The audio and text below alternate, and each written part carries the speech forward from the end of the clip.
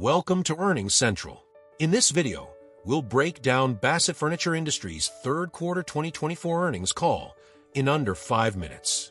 We'll cover the key financials and major takeaways, so you can stay informed without spending hours listening to the full call. Let's get started. Bassett Furniture reported consolidated revenues of $77.4 million for Q3, down 13% from the same period last year. This decline was primarily due to a 16% decrease in wholesale sales and a 10% decrease in retail sales through company-owned stores. Despite the revenue decline, there was some positive news on margins. Consolidated gross margins increased by 140 basis points to 53%, with improvements in both retail and wholesale segments.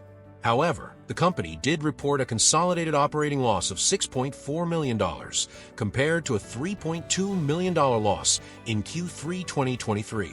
A few factors impacted Bassett's performance this quarter. First, the company experienced a cybersecurity incident in July that resulted in a temporary shutdown of manufacturing facilities for 1 week. This led to an estimated loss of $1 to $2 million. Additionally, Bassett took a $1.2 million charge related to moving out of a major West Coast wholesale distribution center. Now, let's look at segment performance. In wholesale, net sales decreased by $8.8 million or 16%. This was driven by a 22% decrease in shipments to the open market, a 13% decrease to their retail store network, and a 6% decrease in Lane Venture shipments. Despite lower volumes, wholesale gross margins improved by 50 basis points. On the retail side, net sales were down $5 million or 9.6%. However, retail gross margins improved by 120 basis points due to higher margins on both inline and clearance goods, as well as increased delivery income. Bassett continues to maintain a strong balance sheet, ending the quarter with $56.2 million in cash and short-term investments. The company is also continuing its capital allocation strategy, including share repurchases and dividend payments. Looking ahead, Bassett is focused on several initiatives to improve performance. They're making progress on their 5-point restructuring plan, which aims to drive organic growth, rationalize manufacturing, optimize inventory, improve cost structure, and wind down their Noah Home operations. One key area of focus is the expansion of Bassett Custom Studios.